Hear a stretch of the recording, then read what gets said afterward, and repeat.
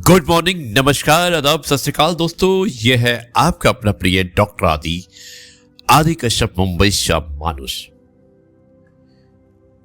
आज एक विशेष कहानी भेजने वाले परम मित्र, senior advocate, supreme court of India, Virendra Srivastava ji. धन्यवाद श्रीवास्तव जी। कहानी का शीर्षक है चमत्कार, और मुझे उम्मीद है कि सुनने वालों को आपके द्वारा भेजी हुई ये कहानी अवश्य पसंद आएगी।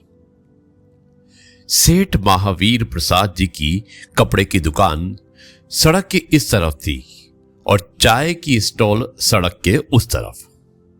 सड़क के बीचों बीच एक डिवाइडर था। यदि सड़क के उस तरफ से इस तरफ आना है तो थोड़ा आगे चलकर वहां कट था, वहीं से आप आते थे। वैसे दिखने में आमने सामने थी चाय की स्टॉल और सेठ जी के कपड़े की दुकान। शाम को जब सेठ जी दुकान बंद कर घर जाते तो चाय की दुकान पर कुछ देर बैठते, बातें करते और चाय पीते थे। आज सेठ जी ने दुकान खोली।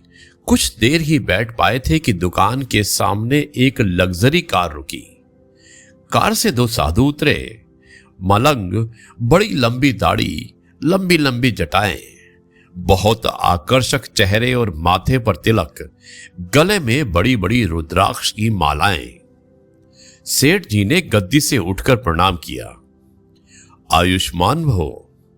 क्या हालचाल है महावीर सेठ? सेठ जी अपने नाम को सुनकर भौचक्के के रह गए।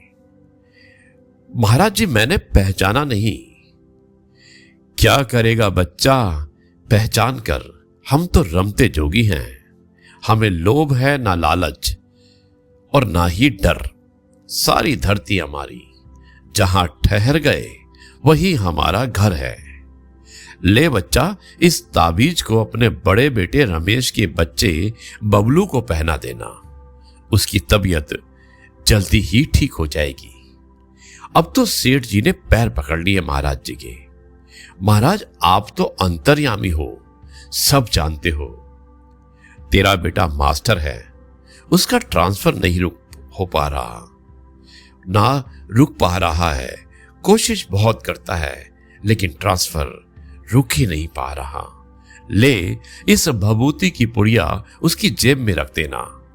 जहां चाहेगा वहीं नौकरी करेगा।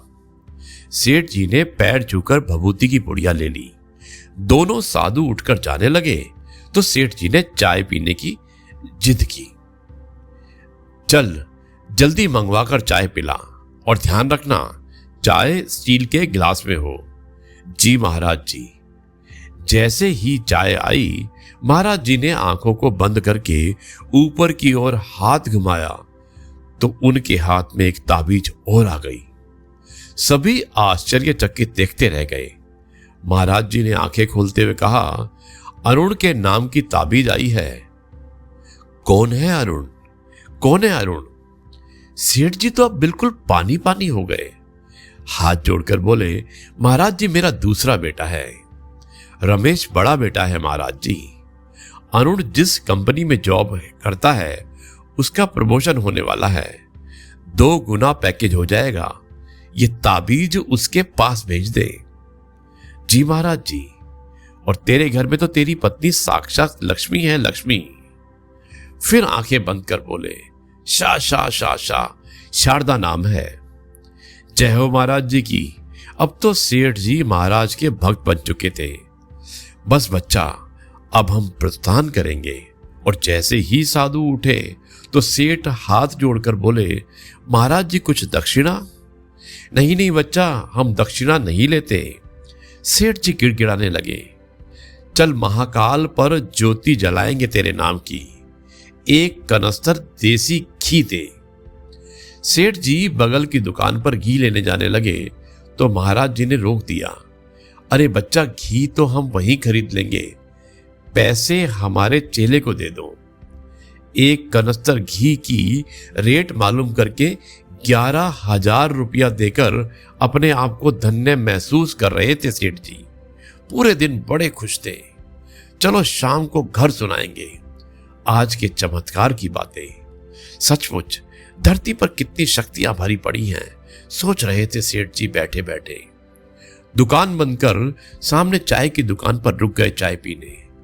बैठते ही सेठ जी की आज के चमत्कार की चर्चा करने लगे। चाय वाले पंडित जी ने बीच में ही रोका।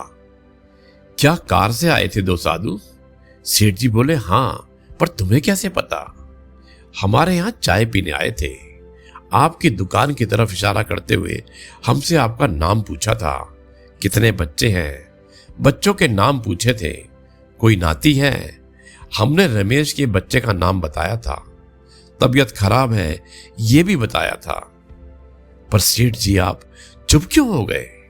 बताओ बताओ, क्या चमत्कार हुआ सेठ जी? सचमुच धरती पर बहुत बड़ी बड़ी शक्तियां पड़ी हैं। कहते हुए सेठ जी ने अपना थैला उठाया और घर की ओर चल दिए।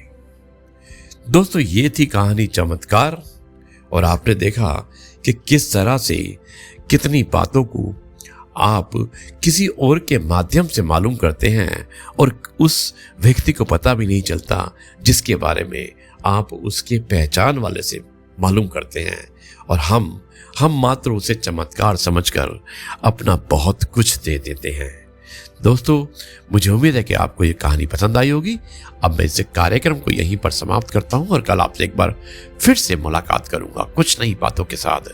तब तक के लिए आपसे कहता हूं, जय गुरु जी, शुक्राना गुरु जी।